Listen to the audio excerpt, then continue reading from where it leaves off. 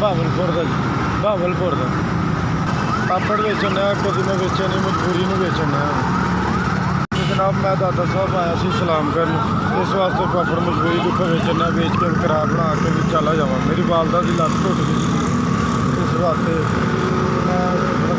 ਜਨਾਬ ਮਜਬੂਰੀ ਦੁੱਖੋਂ ਆਏ ਆ। ਪਾਪੜ ਇੱਥੇ ਦਾਤਾ ਸਾਹਿਬ ਸਲਾਮ ਕਰਨ ਆਇਆ ਸੀ। ਜੇਬ ਦੇ ਵਿੱਚ 3000 ਰੁਪਈਆ ਸੀ, ਉਹ ਸਲਾਮ ਕੀਤਾ, ਉਹ ਵੀ ਨਿਕਲ ਗਏ ਨੇ। ਵਾਲਦਾ ਦੀ ਲੱਤ ਟੁੱਟੀ ਹੋਈ ਹੈ, ਉਹ ਸਲਾਮ ਭਰਨ ਆਇਆ ਸੀਗਾ ਅਤੇ ਇਸ ਵਜ੍ਹਾ ਤੋਂ ਜੇਬ 'ਚੋਂ ਪੈਸੇ ਨਿਕਲ ਗਏ। ਮਜਬੂਰੀ ਦੁੱਖੋਂ ਪਾਪੜ ਵੇਚਣ ਡਿਆ ਵਾ।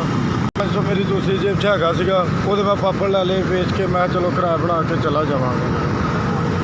ਉੱਥੇ ਚੱਕ 41 ਦੇ ਵਿੱਚ ਰਹਿੰਦਾ, ਚੱਕ ਨੰਬਰ 41 DB, ਬਹਾਵਲਪੁਰ ਮੰਡੀ ਜਸਮਾਨ ਰੋਡ ਖੁੱਡ ਵਾਲਾ, ਚੱਕ ਨੰਬਰ 41 DB। ਚਲੋ ਮੇਰੇ ਕੋਲ ਰਿਪੋਰਟ ਹੈਗੀ ਆ, ਸ਼ਨਾਖਤੀ ਕਾਰਡ ਮੇਰਾ ਗੁੰਮ ਹੋ ਗਿਆ ਵਾ। ਆਹ ਰਿਪੋਰਟ ਮੇਰੇ ਚੱਕ ਦੇ ਸਾਰੇ ਨਹੀਂ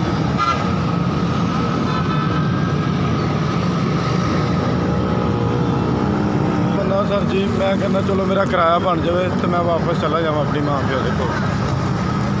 ਵਾਲੇ ਸਾਹਿਬ ਫੌਤ ਹੋਏ ਨੇ, ਇਕੱਲਾ ਘਰ ਹੈਗਾ ਕਮਾਉਣ ਵਾਲਾ। ਅਤੇ ਚਲੋ ਭੈਣਾਂ ਦਾ ਸਹਾਰਾ ਨੇ, 4 ਭੈਣਾਂ ਮੇਰੀਆਂ ਜਿਹੜੀਆਂ ਵਿਆਹੁਣ ਵਾਲੀਆਂ।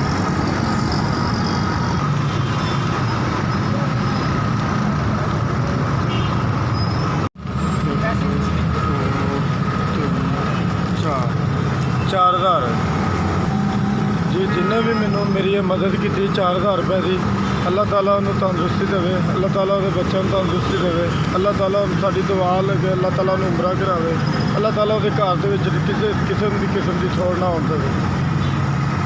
ਮੈਂ ਜੀ ਮਾੜਾ ਬੰਦਾ ਵਾਂ, ਮੈਂ ਬਹੁਤ ਖੁਸ਼ ਹਾਂ ਉਸ ਬੰਦੇ ਨੇ ਮੇਰੀ ਮਦਦ ਕੀਤੀ। ਅੱਲਾਹ ਤਾਲਾ ਮੈਂ ਕਹਿੰਦਾ ਉਹਨੂੰ ਇੰਨਾ ਕੁ ਦੇਵੇ, ਰੱਖ ਭੁੱਲੇ।